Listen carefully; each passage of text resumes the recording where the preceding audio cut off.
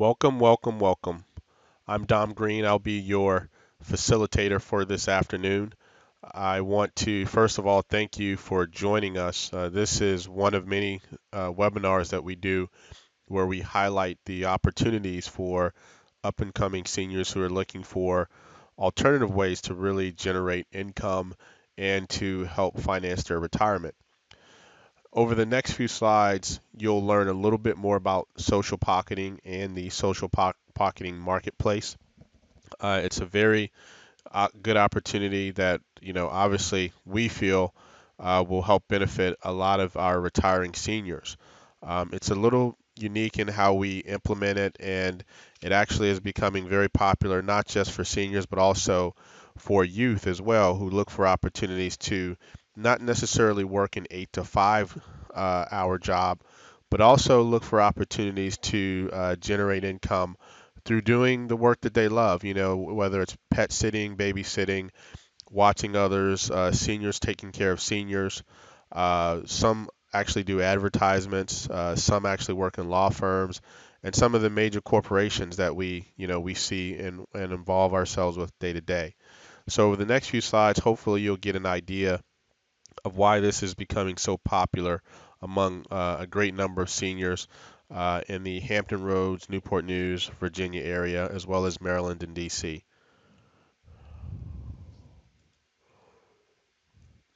So, what are the growing trends? We do know that the American workforce is a services based economy, which means that we're not making as many things as we used to. It used to be we were the leaders, and I think we are making a comeback, but generally we were the leaders in making things. We were the country that everyone turned to when they needed the automobile, when they needed the airplane or the aircraft. We were that country. And although we are making a strong comeback in the area of manufacturing, when you look at the Bureau of Labor Statistics support, it basically says that we're going to continue to become more and more of a services-based economy.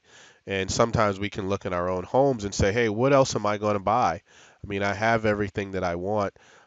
Typically, what we're in the mode of doing now is servicing one another, whether it's through restaurants, through retail, whatever it may be. We're essentially servicing each other. 40% of America's workforce will work independently by 2020, which means fewer bosses.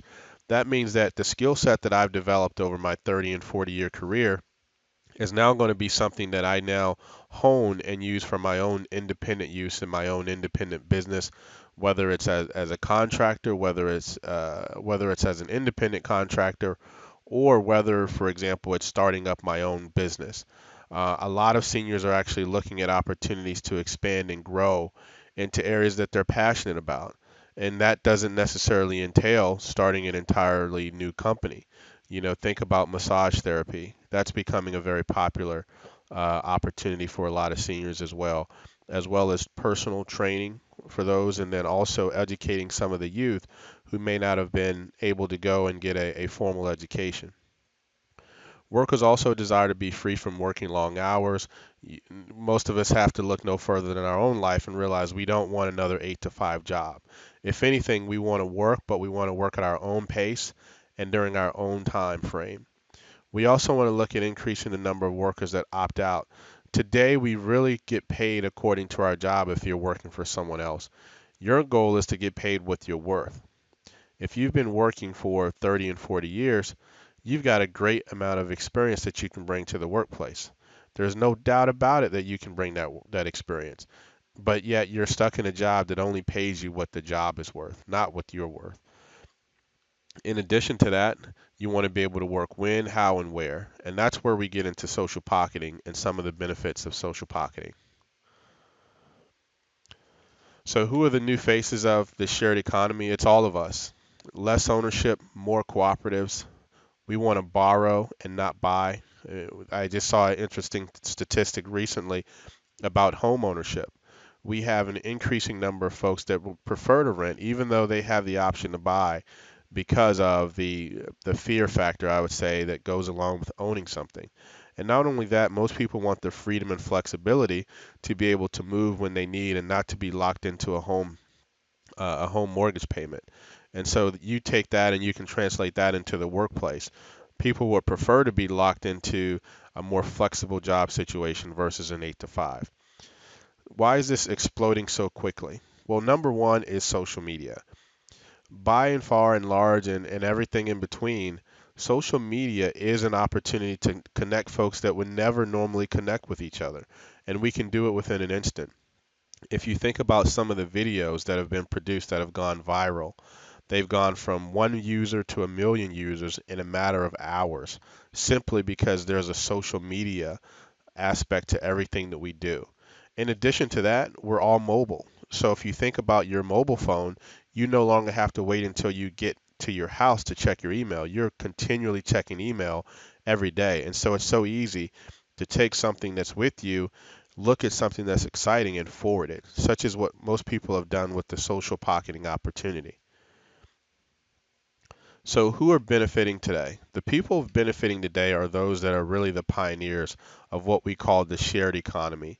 It's a way of taking what used to be an ownership model and changing it into a use as needed model, not just for things such as your regular services, but also things that are around the house, things that you don't really need that are just sitting there collecting dust.